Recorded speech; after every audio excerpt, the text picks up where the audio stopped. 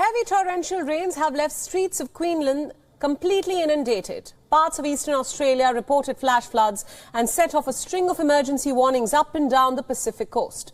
The Sunshine Coast in southeast of Queensland witnessed a rise in floodwaters which left several vehicles completely submerged. A body of a woman was found submerged in a vehicle and 10 people were reported missing.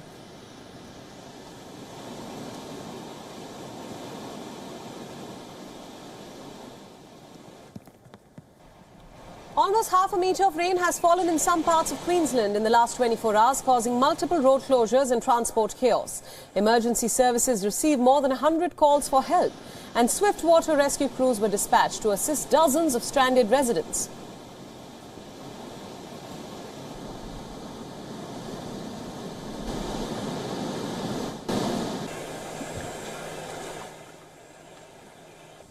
The police warned motorists to avoid driving through flooded roads and to stay at home. 15 Queensland dams are currently at capacity and more rain is expected in the coming days. The Met Department has warned of more severe weather for Queensland and northeast New South Wales, which may cause flash flooding and a record amount of rainfall.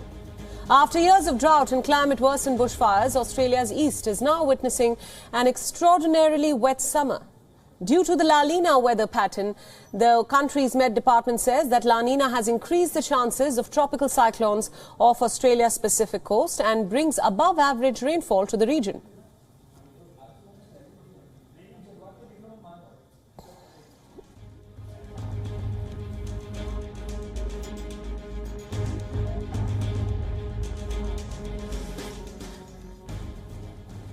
In other news, climate change has made life on Earth unpredictable. Freak weather events have seen an uptick in most parts of the world. A new report by the United Nations has further raised an alarm. The UN report suggests that extreme wildfires are here to stay and even may multiply in the coming decades or so. The global body has warned of increasing global warming and has said that governments are ill-prepared for the death and destruction that climate change would bring in the near future. The report says that the number of extreme wildfires is expected to increase by some 30% within the next 28 years. The heating of the planet is turning landscapes into tinder boxes. More extreme weather means stronger, hotter and drier winds that would further fan the flames. Wildfires are burning where they have always occurred. The year 2021 had been a catastrophic year of wildfires, and it proved to be a disastrous one for the American West.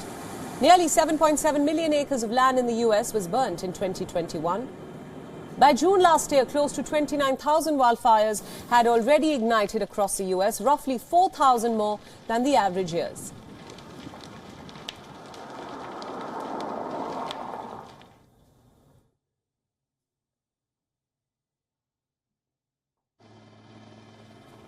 The Mediterranean basin became a wildfire hotspot, with Turkey hit by its most intense blaze on record, and the heat wave produced a higher risk of further fires. But temperatures are even flaring up in unexpected places. They are drying peatlands and thawing permafrost.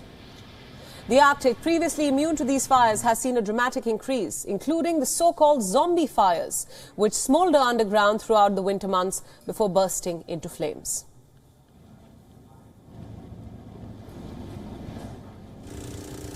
The human and economical costs to the weather events are also unprecedented. The fire raging since December in Argentina's Corrientes province has taken an enormous toll. Losses already have exceeded $233 million. The Ibera National Park has been destroyed and agricultural lands have been completely decimated.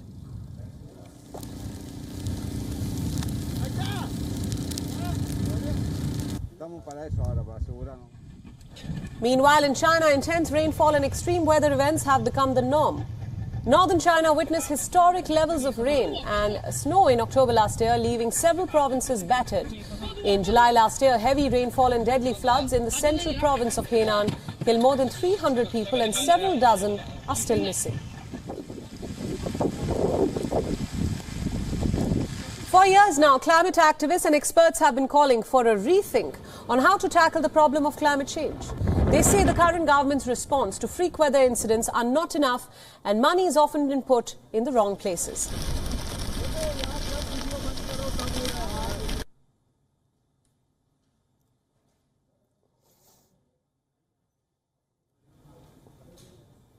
Meanwhile, the United Nations Environment Assembly is expected to kick off next week on February 28th, with the formal talks set to begin on the future International Plastics Treaty. A new report has now shed light on the long-lasting impact that plastic has on our world at large. According to the Organization for Economic Cooperation and Development report, or OECD report, the Global Plastic Outlook report says that less than 9% of plastic in the world was recycled, adding that plastic waste has increased more than twice since 2000. 460 million tons of plastic were used in 2019, of which 19% was incinerated and almost 50% went to sanitary landfills. The remaining 22% was disposed of in uncontrolled dump sites, burnt in open pits or leaked into the environment.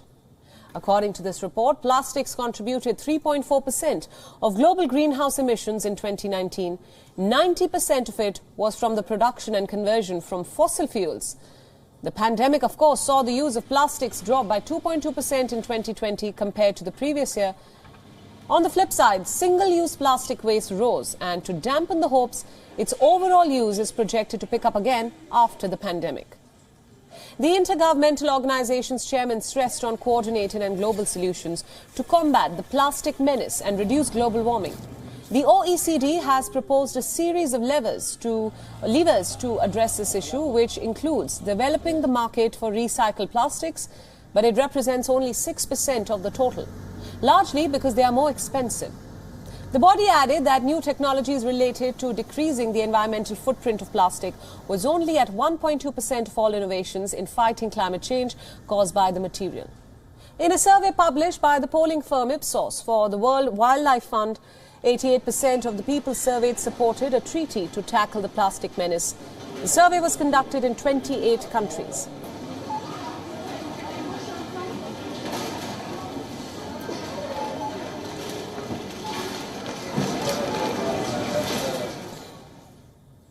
Meanwhile, a Spanish company is planning to open the first ever commercial octopus farm next year, but this has sparked an ethical debate in Spain and across the globe.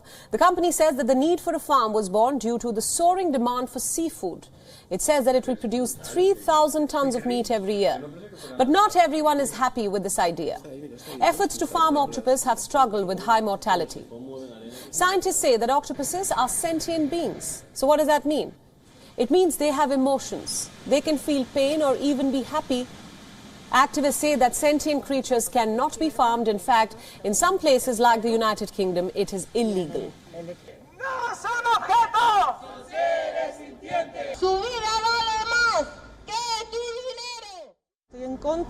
I'm against using sentient animals for our consumption as food or as being that feel superior, for our use and manipulation.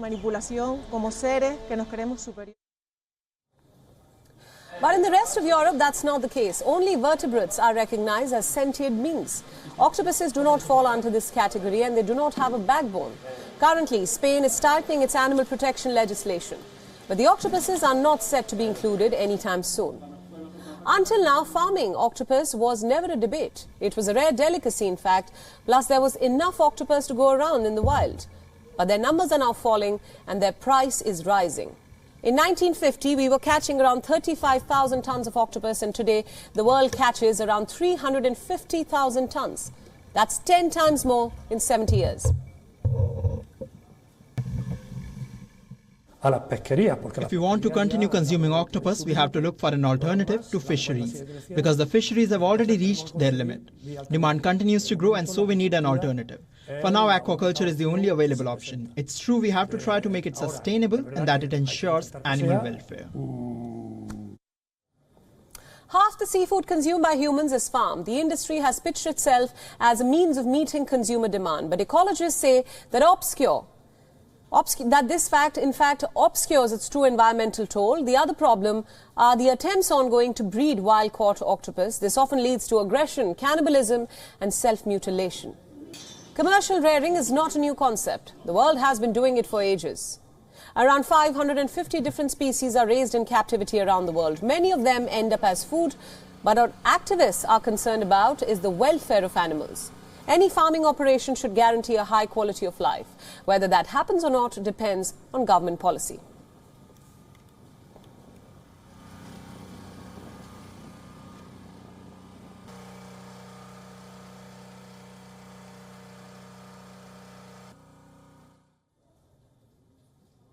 On Sydney seafronts, there are numerous man-made marine structures which are devoid of marine life. Now, a team of scientists in the city has come up with a novel way of bringing back seaweeds and fish close to shore. Here's a report with all the details. This is Sydney's famous harbour. It is usually bustling with human activity, but the hard landscaping of the seafront leaves little space for wildlife. Marine infrastructure can impact the marine ecosystem in a lot of different ways. The most radical way is that they directly replace natural habitats. Seawalls, jetties and piers often have a negative impact on marine biodiversity. They offer very little appropriate space for plants and animals to live and take refuge from predators. Marine sea life also plays a huge role in filtering water, cleaning the water and improving water quality. And they also play a big role in fixing carbon, generating detritus, which is dead organic matter that then gets deposited in marine sediments and buried. And that contributes to carbon sequestration, blue carbon as we call it. A project called Living Seawalls has created affordable modular concrete panels. The panels mimic natural marine habitats. Specially designed panels are superimposed on existing structures. They create a favorable environment for marine life to thrive. In Sydney alone, 11 living seawalls have been put in place. But the project has also placed living seawalls in Queensland and South Australia, as well as in Singapore, Wales and Gibraltar. The areas with living seawalls have seen an increase of almost 40% in marine life creation. This is in a period of 2 years. We actually saw an increase of 36% of species compared to unmodified seawalls that don't have the living seawall panels. We saw more than 100 species colonizing our living seawall panels. Each design actually favors different sets of species, so that's really interesting. So when we have like a mix and match of the designs, that's when we can maximize biodiversity. Scientists working on the project already have other ideas to improve it in the near future. They have started experimenting with new colored tiles to see if their concept can be improved further. The colors are used to better conceal the organisms living on the panels. This makes them less prone to being detected by predators. Bureau Report, WION, World is One.